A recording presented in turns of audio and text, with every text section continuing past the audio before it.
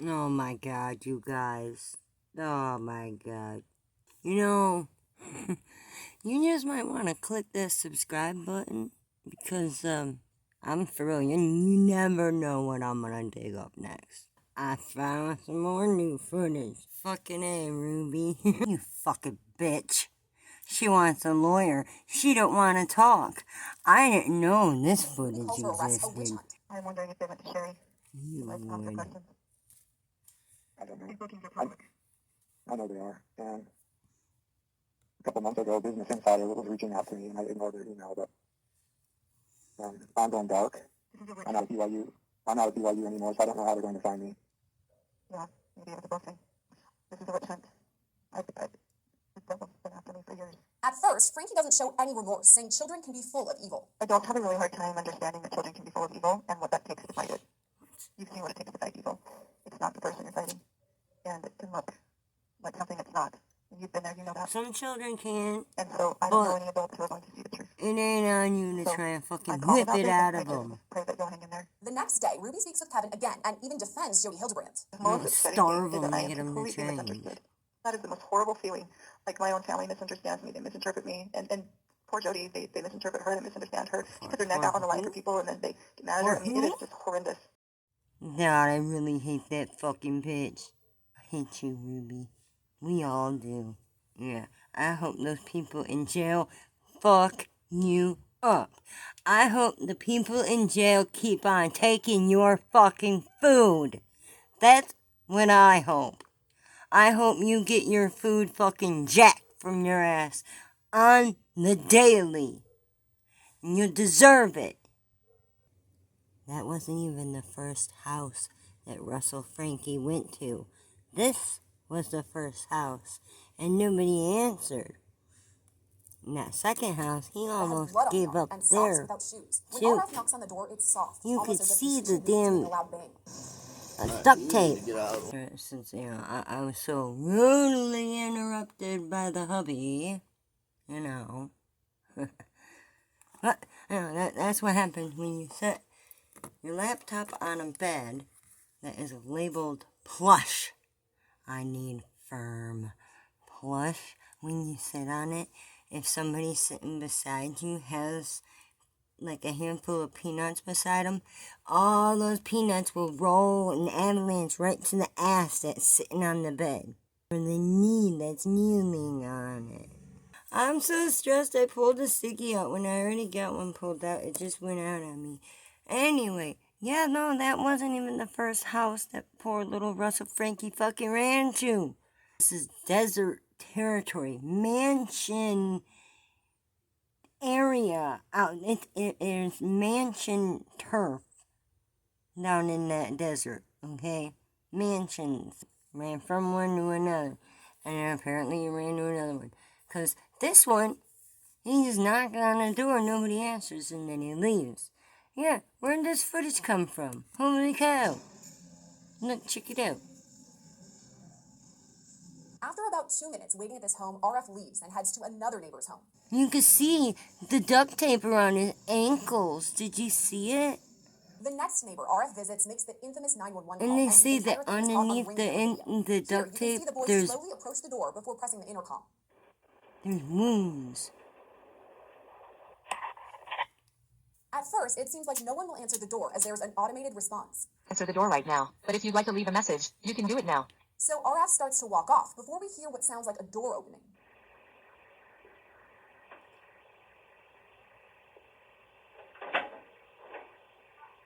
Oh, like a fucking miracle. RF turns around and faces the neighbor, asking for what he calls some favors. Like a fucking hero, he opened that door so that Russell could save his sister, his little sister, the day before her birthday. What's going on, and he replies, it's personal business. Hi, I was just wondering if you could do 2 favors.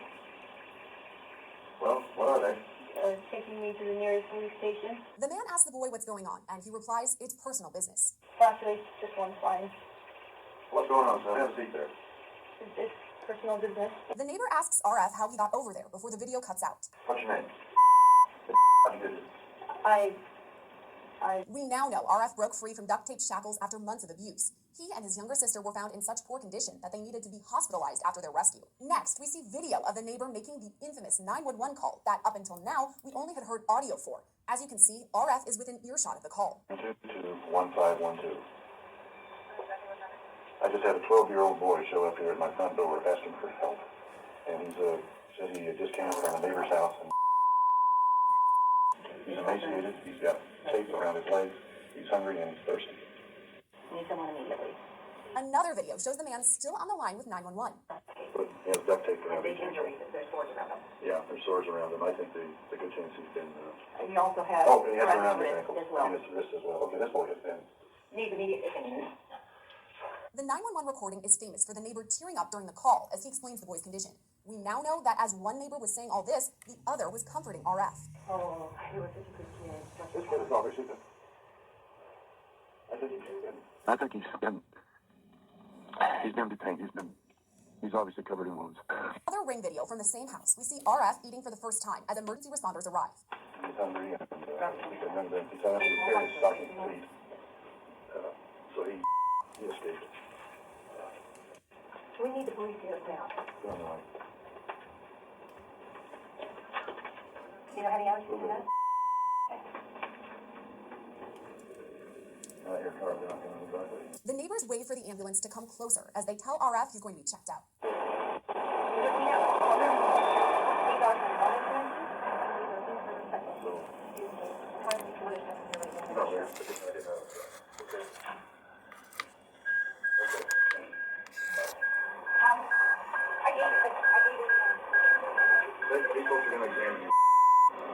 Separate body camera video shows one of the first responders begin to cry after seeing RF's wounds.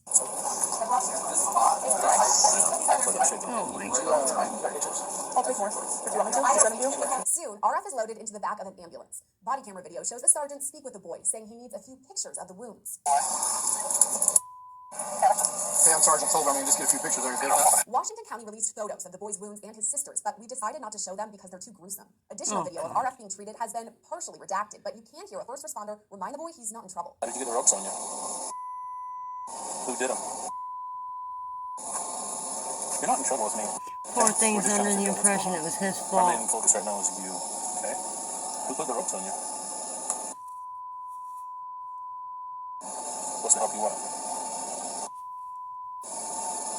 An officer later describes RF's wounds, saying he could smell the flesh. First observer, he was sitting on the chair, had the duct tape and plastic around his ankles. And then he had a long sleeve shirt on. And then we pulled his sleeves up and he had duct tape and clear plastic underneath the sleeves on both wrists. And then medical got there, they started cutting the stuff off him. And then you can see like the dark around his ankles, and you can smell it with the flesh. Underneath the tape. As soon as they took it off, you can, even outside, you can smell the flesh. And then put him in the ambulance. I went in there. They started cutting more off of it. You can see the wounds on the back of his ankles, or on the front of his ankles, and then on his wrists as well. And the wounds around his ankles were dark and like, I don't know, like wet looking, I guess. They tried to dress it with honey and pepper, cayenne pepper. He said he was tied on the ground with a rope. That's where the wounds came from. Yeah, with ropes on all four of his extremities.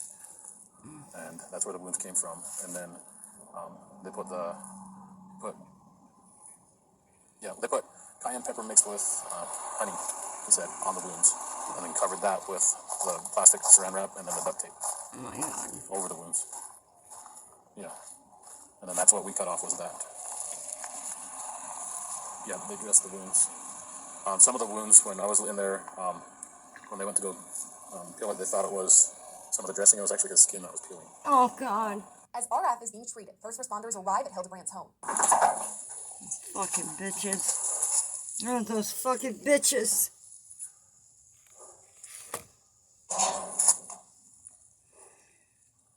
And those kids are gonna have so many unanswered questions.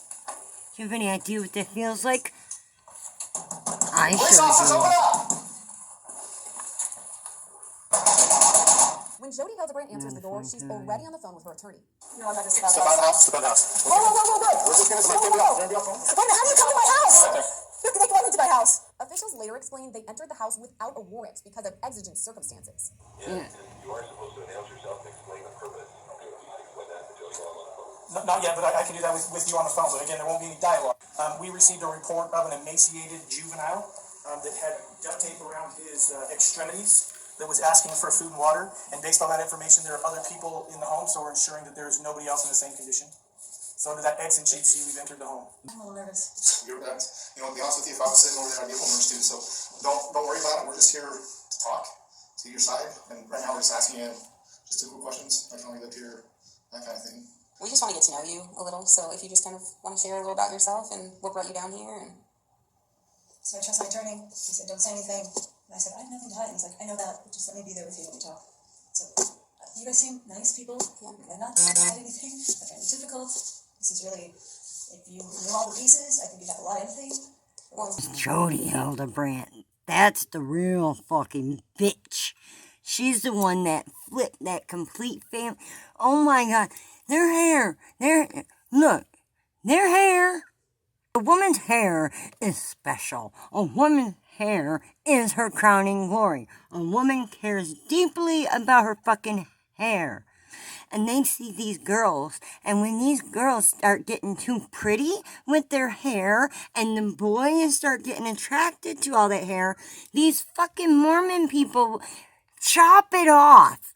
That's part of their religion. That's what they do. And they do it to try to humble the child. But when they found Eve, this is what gets me. They have already put her through that and cut her fucking hair off. They've chopped off all their hairs. Even fucking Ruby had to go through the shit. Jody is a fucking terrible human being. She ain't even a human being. She's a goddamn motherfucking monster. I know people don't like to hear the GD thing, but that's what she is. There she is with her daughter Eve. That was after they chopped her hair off. She still had good spirits about her. You know, the other kids, I didn't know this. Look, that guy had a camera on his doorbell. That right there is Russell with the duct tape around his fucking ankles and everything. Hold on, I'll zoom. Okay, I opened the door because I want to smoke. Here we go. Let's zoom in on the kid. Alright. Here he is with the duct tape around his ankles. And they come in around here and they sit down right over here. Listen. Hi, I was just wondering if you could do 2 favors. Well, what are they? Taking me to the nearest police station. Well, actually, just one's fine. What's going on, son? Have a seat there. It's personal business. Personal business. Have a seat. Claims the injuries are his fault and shit. They broke those children. They broke them. The neighbor then calls 911. Tell me exactly what's happened. I just had a 12-year-old boy show up here at my front door asking for help. And he said he just came from a neighbor's house, and we know there's been problems at this neighbor's house. He's emaciated, he's got tape around his legs, he's hungry, and he's thirsty. Is your door locked? No, I'm sitting outside with him on the front patio. Okay, cool. And he asked us to call the police, so he's very afraid. The neighbor's out of their home, or is anybody looking for them that you can see? No. Our homes are far enough away. I'm not sure. How did you get out of the house? Porch. He went out. He said he just left through the porch at the neighbor's house. Her name is Jody Hildebrand, and she lives 2 doors up the street. Body cam video later shows officers and emergency responders arriving. One EMT seems so shocked by the extent of Frankie's son's injuries, she can be heard saying, "I'm going to cry." I'll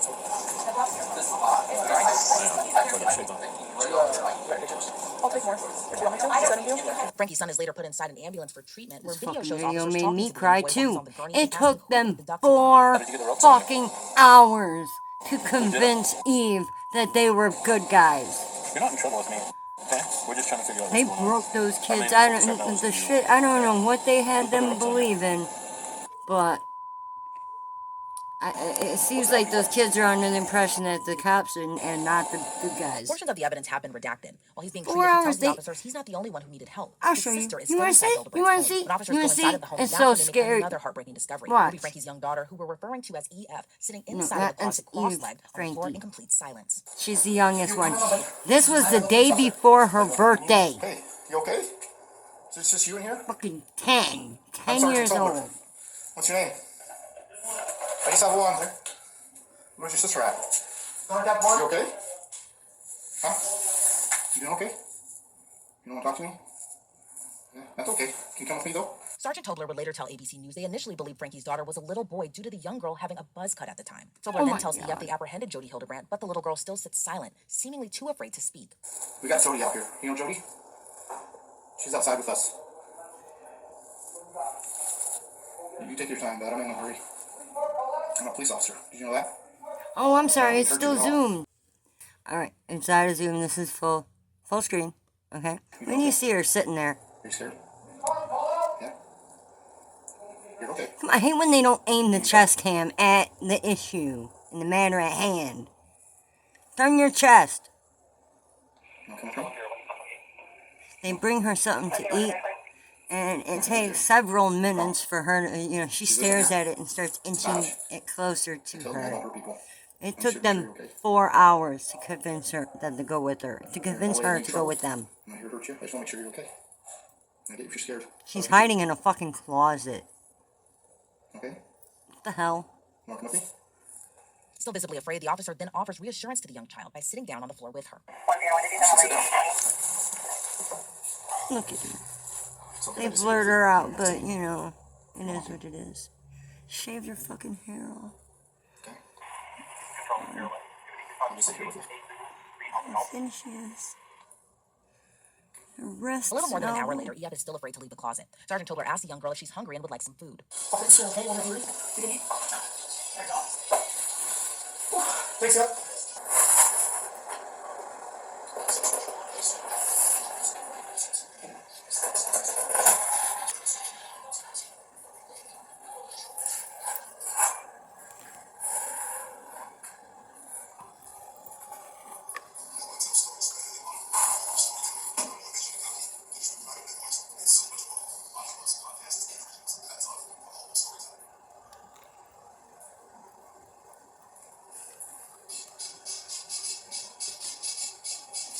Frankie's daughter reportedly eats the entire personal pizza and half of the large one. More than an hour goes by and EF is still afraid to leave the closet. You don't want to talk?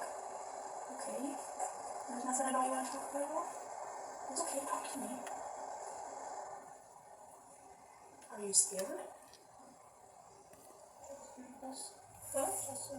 It's unclear what was said after EF tells the EMT she's nervous. However, 10 minutes later, officials reassure EF she won't be harmed. So can we carry you from there? Sorry, please. I promise.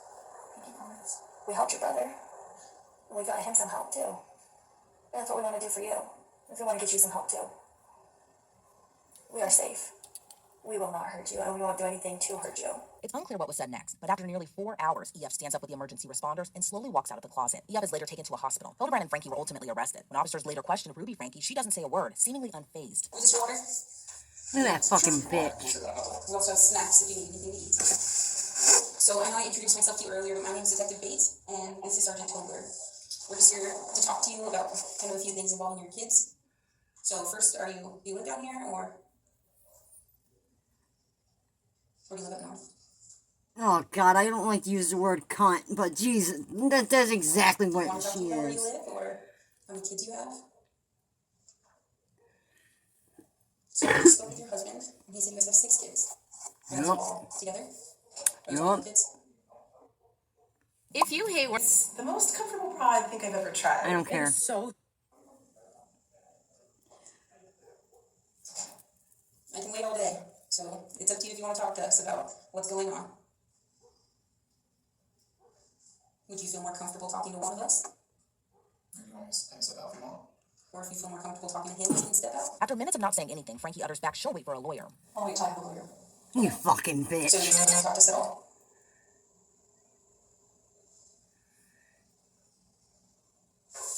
You fucking bitch.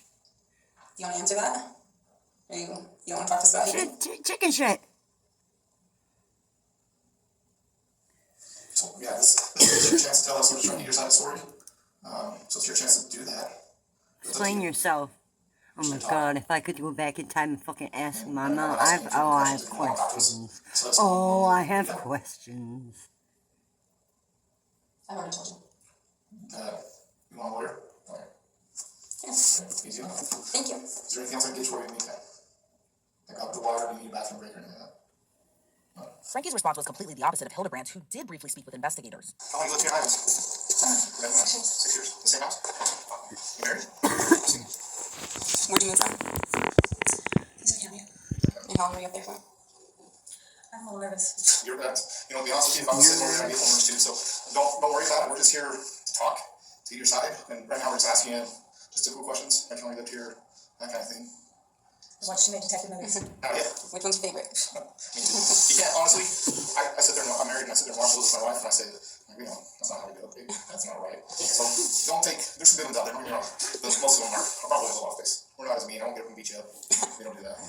We just want to get to know you a little, so if you just kind of want to share a little about yourself and what brought you down here. And So I trust my attorney. He said, don't say anything. And I said, I have nothing to hide. He's like, I know that, but just let me be there with you when we talk.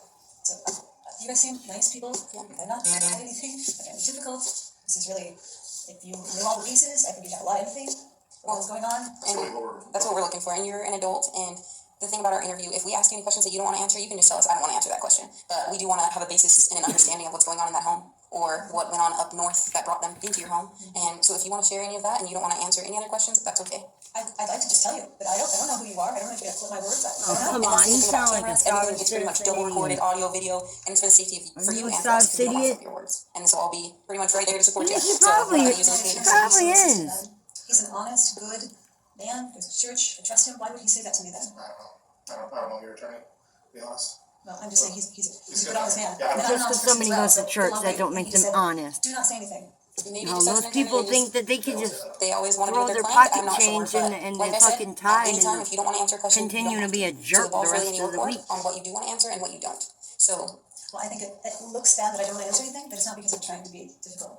I'm really hanging on what he told me to do. Yeah, who's your attorney? Adam.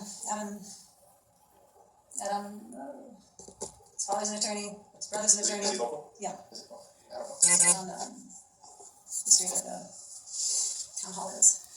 They all have the same name. The whole reason we're sitting here today is there's a lot of questions we have that we just maybe have misunderstandings that we just need to clarify. I know, and I'd love to tell you if he were here, because I don't know. I don't know what's going to happen with what I say. You know. What do you mean? I'm a psychologist. I watch people flip things all the time, so I get it. I sit on your side. I get it. I wish people didn't do that. They do. well, if you're not willing to answer any of the questions about yourself, would you be willing to answer any questions maybe about Ruby or Kevin that you could help us understand?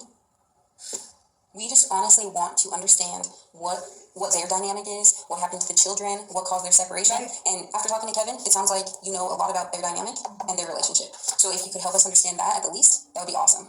And that's nothing incriminating towards yourself because it's not pertaining to you. So if you could help us understand that. Tell us, was Kevin hurting those kids? We're going to do this. You ask for your attorney, we'll leave it at that. We'd like to maybe talk to you later when you have your attorney here present. Absolutely. And we'll He go made back. an appointment at 4 on Friday. An appointment Here.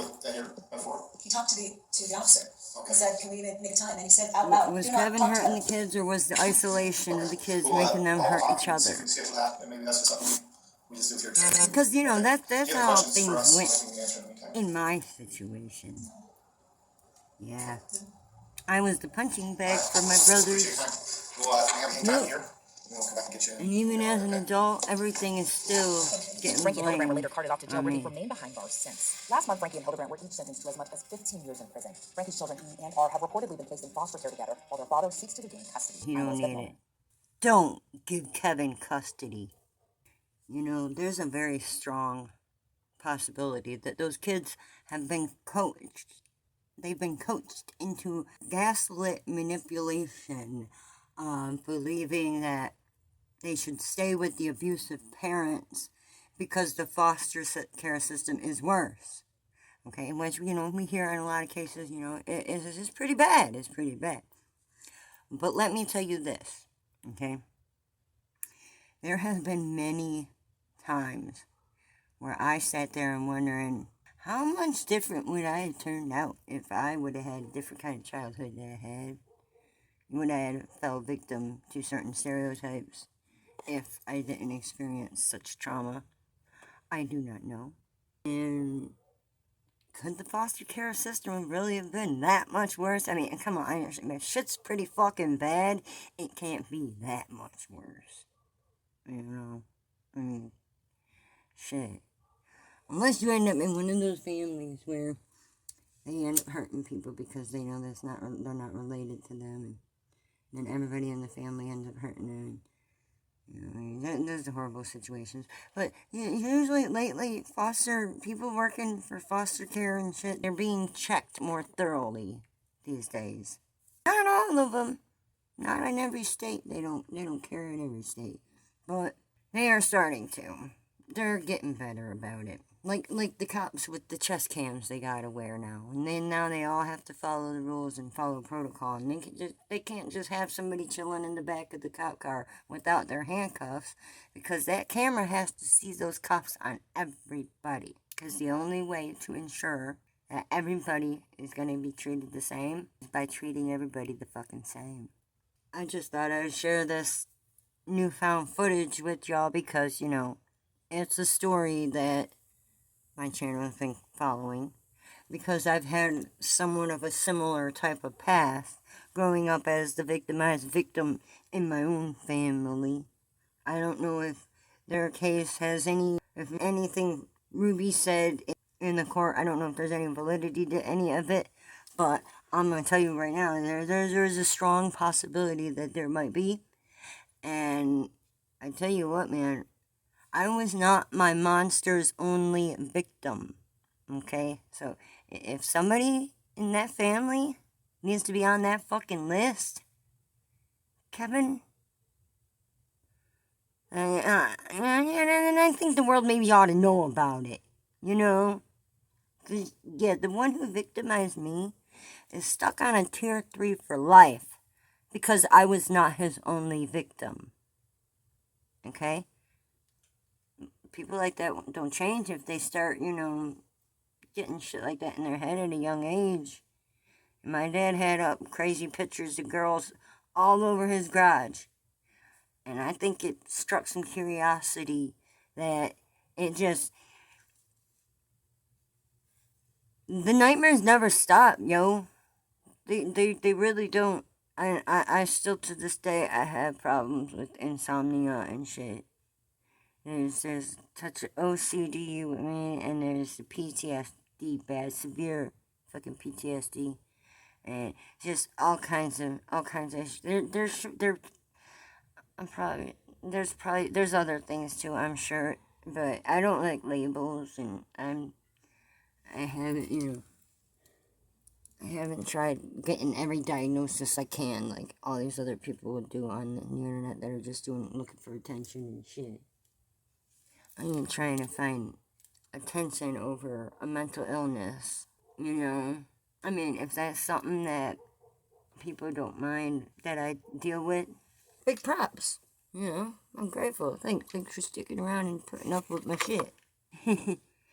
I appreciate the people that stick around, and I appreciate all the kind words that get left behind, too. I really do, and I appreciate the suggestions. Well, a lot of those suggestions are things I have tried, and they're things I already know is impossible. And kind words can only get you so far in life, really. I mean, I want to see the good in the world, and I want to smile and be happy and share the things that are joyous. But I'm a fucking realist, okay? And I know about the ugly in the world. That's why I keep peeping out and looking out my fucking door. I wonder if she gave her drugs and shit to help alter her thinking. Made her turn on her husband, and then she made her turn on her own kids. It's terrible.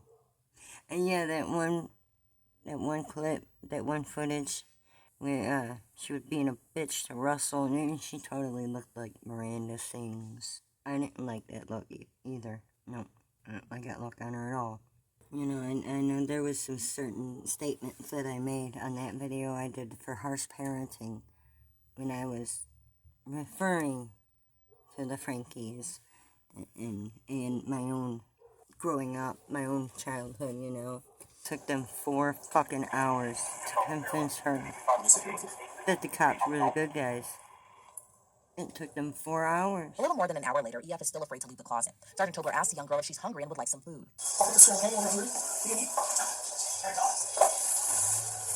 Thanks, up.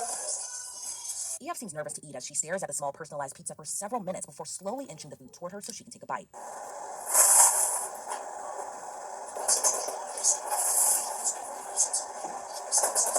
And a shaved fucking head.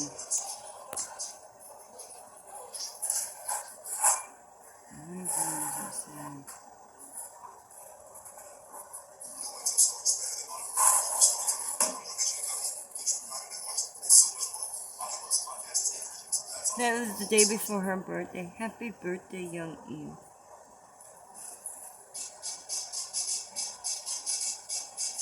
Frankie's daughter reportedly eats the entire personal pizza and half of the large one. More than an hour goes by and EF is still afraid to leave the closet as officials take turns to try to get her up, but she's still not budging. One EMT tries to get her to talk, but she said she's nervous. You don't want to talk?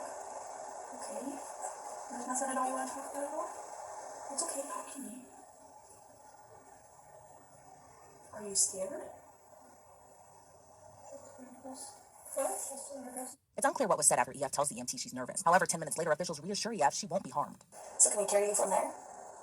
Sorry, please. I promise. Thank you, promise. We helped your brother. And we got him some help, too. And that's what we want to do for you. If we want to get you some help, too. We are safe.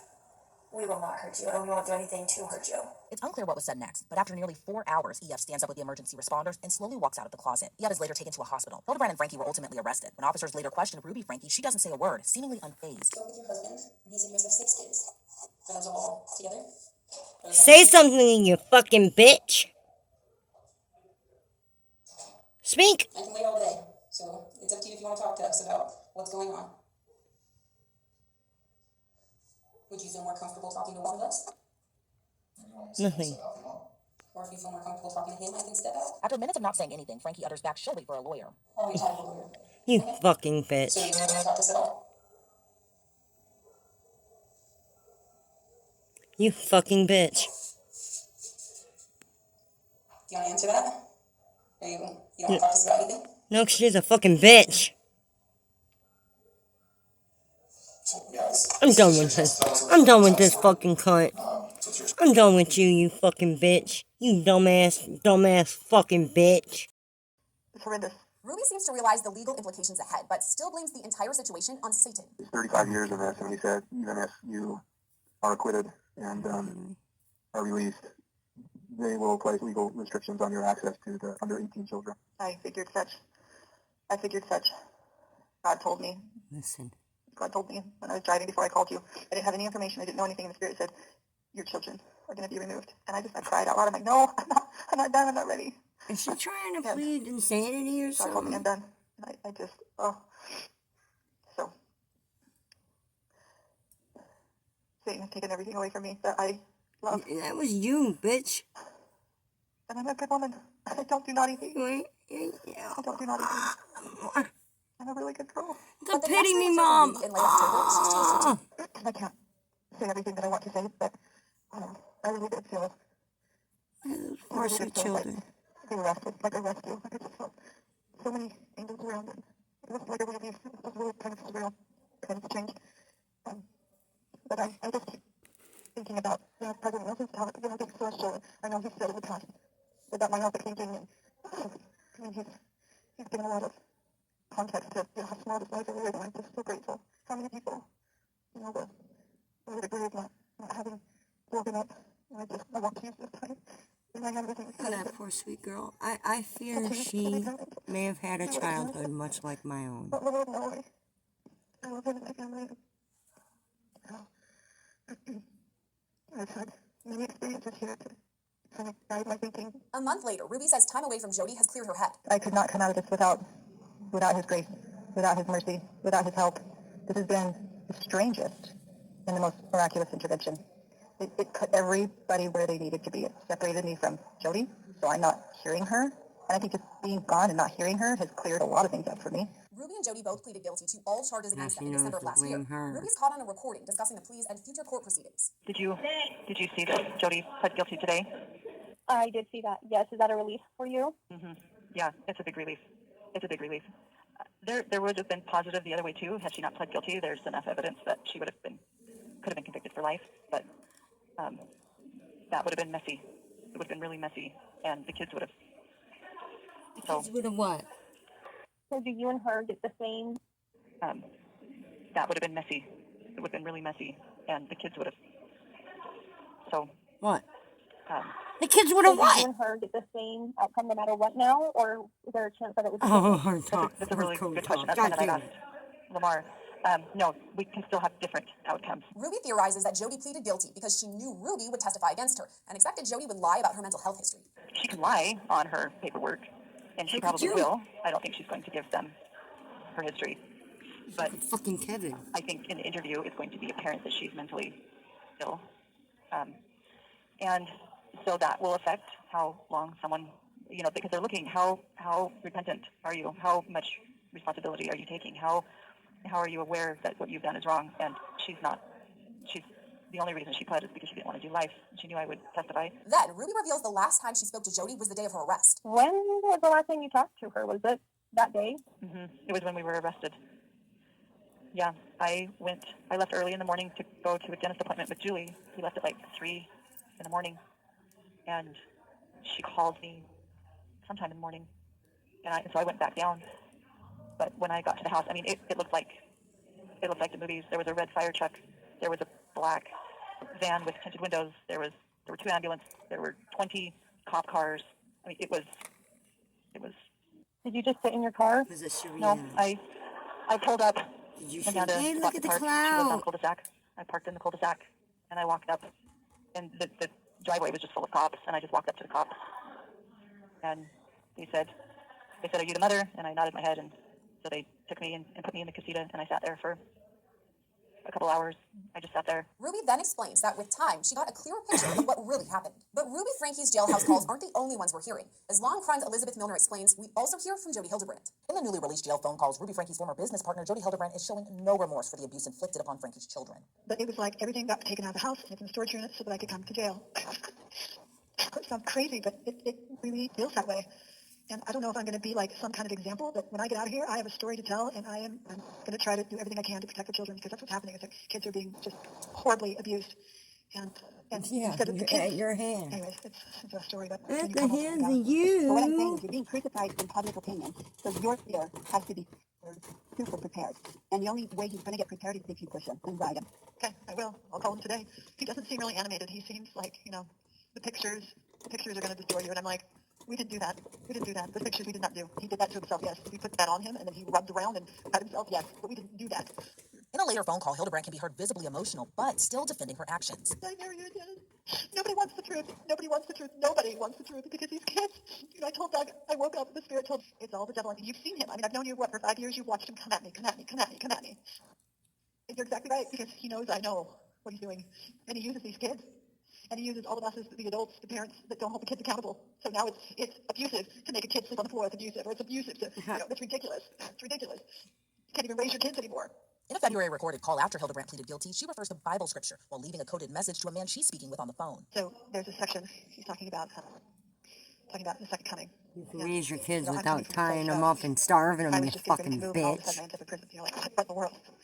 And, one day you'll know all the details. In raising your kids, so he said, feeding them is a big part of They that. asked him, You fucking when shall these things bitch. be? When are these things to come to pass? And so he starts talking about the last days. And he says that nation shall war against nation, and kingdom against kingdom. But then he goes, but before all these, that he just talked about, they shall lay their hands on you. Now, I have been praying for 5 months, explain this to me, what is going on? I'm willing to go there, but please let me go right side up. If you want me to be there because you want me to be there, then great, I will not resist it at all, but please help me understand. So I read this morning, and I just wept and just thanked him, because it just all click. So he says, but before all these things, nation rising against nation, they shall lay their hands on you. And I'm like, and prosecute you. And at one point, she said she's happy to go to prison. And he says, and ye shall be betrayed by both parents and brethren and kinsfolk and friends. I'm like, oh my gosh, that's exactly what's going on. And some of you shall be caused to be put to death, and you shall be hated by all men for my name's sake. And then he goes on to say, and I never read that before, but I've never been in prison. But I just read that, I just wept. I mean, the Spirit was like, he just said, this is you. So then I read in Mark. That was in Luke. And I read in Mark the same kind of thing, because the Gospels, they wrote similarly. So he said, now the brother shall betray the brother to death, and the father the son like the father will betray the son, and the children shall rise up against their parents and shall cause them to be put to death. That statement right there is what's going on with psycho. The children shall rise up and put their parents to death, and you shall be hated of all men for my name's sake. I probably cried for an hour straight, just everything clicked, and I said, I'm happy for this person. If you continue to read the rest of the chapter, Your buzz? Did like, your buzz be click? grateful. If you're in this situation, be grateful because you're Did the one of peyote kick in? and you will be saved. And this is, yeah. Yeah. So I have just been begging him, like, you got to explain this to me. Like, I cannot logically figure out what's going on here. And that's it. That's what's going on. And the spirit, when I feel the spirit, I have two physiological reactions. I get really, like, shaky, like I'm shivering, or I feel heat, like I have a fever run through me. And I was, like, burning up. It felt like I was burning up. And I was just shaking with gratitude, like, here's your answer. Here's what this is. But in 1 Peter, chapter 4, between verses 12 and 19, I can't remember exactly how he says it, but he's like, when you have something happen to you and it just feels like it's random, it's not random. Like this is intentional. It's not just some crazy active events that's going on. Fucking this is nuts. Intentional. And that 1 Peter chapter 4 was another one of the footnotes to refer to, that reinforced all this other stuff. I'm like, okay, this isn't just some crazy random event. It has purpose. Then I connected it to my blessing, because my blessing I've been reading like several times a day, and the blessing is pretty clear. The first paragraph in it says, these are words directly to you from your Heavenly Father, and according to your faith and diligence, they'll either be a comfort to you or they won't be, so however much diligence and faith you want to put in. And then the next paragraph talks about, it says, you are a special spirit, chosen and reserved for these last days, and sent forth to the earth in great clouds of glory to share the gospel and prepare the people for the return of the Savior. And it says, one of the reasons you were sent here is to share the gospel. The strongest message you will ever teach is the power of your example. And then he says, through the power of your example in the spoken word, he says, your tongue will be loosed, and you will be able to teach the gospel in far and distant nations. And then he says, through the power of your example and the spoken word, you will be a great tool in the hand of the Lord in teaching the gospel to many. So this whole paragraph about an example, I'm like, well, what's a better example than to go to prison unjustly and then go teach the gospel? Fucking yikes, dude. Yikes. I got so much mind-blowing footage to sift through and put together because I want to add it to my channel. And I know by the time I get to Chili's arrest, it won't be such, brand new news. But, we're gonna start our move in a few days. So, yeah, the packing I've been doing, I ain't just procrastinating for YouTube, okay? I've been packing. But yeah, I do watch a lot of YouTube, and I do like to share my opinion. And I would be thrilled if you click that subscribe button and you stick around and hang out and become a squirrely neighbor. Yeah? Join the neighborhood. Fuck yeah. Yeah, look, it's so sad the shit they went through, these kids. I still can't get over them chopping off their fucking hair and shaving it from poor Eve. Poor Eve. Not poor Jody. Poor Eve. I just had a 12-year-old boy show up here at my front door asking for help. And he said he just came from a neighbor's house, and there's been problems with this neighbor's house. Does he know his mom's name? What's your mom's name? Ruby Frankie? Adults have a really hard time understanding the children to be poor people. I know this sounds crazy, and I still can't put my finger on why it feels this way, but it feels like I was being set up to end up here. I know that sounds bizarro. I should be here. I haven't done anything wrong. We're now getting a look inside the minds of Ruby Frankie and Jody Hildebrandt, with never-before-heard jailhouse calls just released, and for the first time, the extended 911 call that led to the women's arrests. On August 30th, 2023, Ruby Frankie's then 12-year-old son broke free from duct tape shackles at Jody Hildebrandt's Ivins, Utah home. He ran to a neighbor for help and asked the man to call 911. Hi, I was just wondering if you could do 2 favors. Well, what are they? Taking me to the nearest police station. Ruby Frankie rose to fame as the star of the 8 Passengers YouTube channel that chronicled her life along with her husband Kevin and their 6 children. At one point, the channel had more than 2 million subscribers, but has been defunct since before her arrest. Since Frankie was taken into custody, we've played you pieces of the 911 call reporting her son's abuse, but this is the first time we're hearing it in full. 911, the address of your emergency? 1961 North Yuan Drive in Ivins. He said he just left through the porch at the neighbor's house. Her name is Jody Hildebrandt, and she lives 2 doors up the street. Name a fucking bitch face. Yeah, I think Diana, the houses are far apart, so he walked just under the block to get to our house. He rang my doorbell and asked me to call the police. Bitch face and cunt face is what their names are.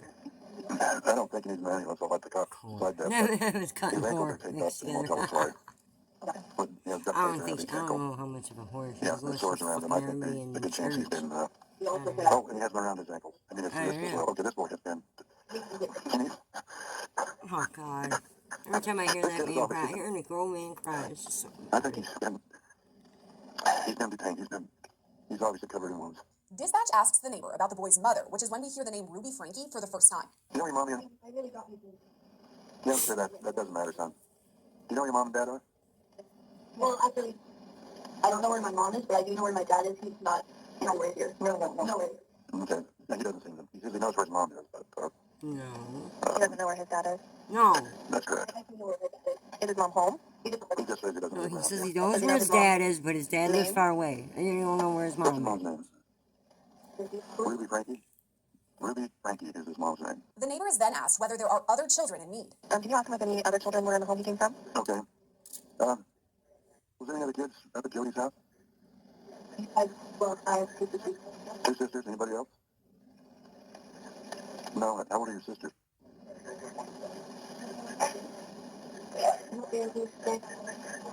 Yeah, this is the 30th of, or excuse me, the 29th of August. It'll be the 30th of August. 10 and 14, and they're still at this house. Are they tied up as well? What's the deal with your sisters?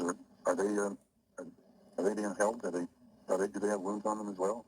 Nothing that's going on with us. Okay. That's a coach. Okay, so they're In response. That's a coached response right there. No, okay. Saying everything's fine with the rest of the kids. Coached response. He says Because what's happened to him? he's been manipulated This into 911 call led to believing both this Jody shit could be Hildebrand worse. and Ruby Frankie's But the shit arrests. they were going through, I don't think it could be. Okay, and we're gonna end it on this note. I want you to listen closely to what this officer is saying to this dumb bitch. Okay? Alright? Look, you dumb bitch. Everything is recorded these days. Okay? Everything is on YouTube. Now, how free are we? When we're all constantly being fucking surveillanced. Yeah, sounds like we're all digitally detained to me. Listen to the cop though, reassuring this fucking Jody Hildebrand cunt. Listen. You want to share any of that and you don't want to answer any other questions, that's okay. I'd like to just tell you, but I don't know who you are. I don't know if you have to put my word, but I don't know. And that's the good thing about cameras. Everything gets pretty much double recorded, audio, video, and it's for the safety for you and for us because we don't want to flip your words. And this will all be pretty much right there to support you. So we're not going to use anything against you. He's so insistent then. He's an honest, good man. Goes to church. I trust him. Why would he say that to me then? I don't know your attorney, to be honest. Well, I'm just saying he's a good honest man. Yeah, And I'm an honest person Maybe as well. he's a So fake good on me. soft-set And he said, attorney. do not say anything. Maybe just as an attorney, they just... Maybe he's like a They Chili always want to be with their Castro client. I'm attorney. not sure. Guess But where that like I fucker said, is? at any time, if you don't want to answer a question, you don't have to. So the ball's really in your court on what you do want to answer and what you don't. So... Well, I think it looks bad that I don't want to answer anything, but it's not because I'm trying to be difficult. We're also hearing from Ruby Frankie herself just one day after her arrest. This is a call from and paid for by Ruby. Thank you. Purgatory Corrections. An inmate at Fucking Correctional purgatory. Facility. This God call is damn, subject is to that recording and monitoring. poetic? If you don't wish to talk, hang up now. After less than 24 hours in jail, Ruby makes a call to her husband, Kevin, who reminds her the call is being recorded. Okay, you know that this phone call is being recorded. Yes, that will come out. I can't Almost do it. right away, Ruby asks whether she's making the headlines. Are we in the news? It sounds like at least you're in the news. I don't know about me. I don't know what he's talking about. But In early conversations with Kevin, Ruby calls her arrest a witch hunt. I'm wondering if they went to Sherry to ask her questions. I don't know. He's looking for public. I know they are. And a couple months ago, Business Insider was reaching out to me, and I ignored their email. But I'm going dark. I'm not at BYU. I'm not at BYU anymore, so I don't know how they're going to find me. Yeah, maybe it was a blessing. This is a witch hunt. This devil's been after me for years. At first, Frankie doesn't They've show been any after remorse, you saying for children can years. be full What? of evil. Adults have a Did really she hard just time say that? understanding that children can be full of evil Say and what that that takes again? to fight it. You've seen what it takes to fight evil. It's not the person you're fighting. And it can look like something it's not. And you've been there, you know that. And so I don't know any adults who are going to see the truth. So I'm calm about this, and I just pray that you'll hang in there. The next day, Ruby speaks with Kevin again and even defends Jody Hildebrand. The most upsetting thing is that I am completely misunderstood. That is the most horrible feeling. Like my own family misunderstands me, they misinterpret me, and poor Jody, they misinterpret her, they misunderstand her. She puts her neck out on the line for people, and then they mad at her. I mean, it is just horrendous. Poor Russell. It's horrendous. Poor Sherry. Poor Chad. Poor Julie. Poor Abby. Poor Russell. Poor Eve. Don't give Kevin custody.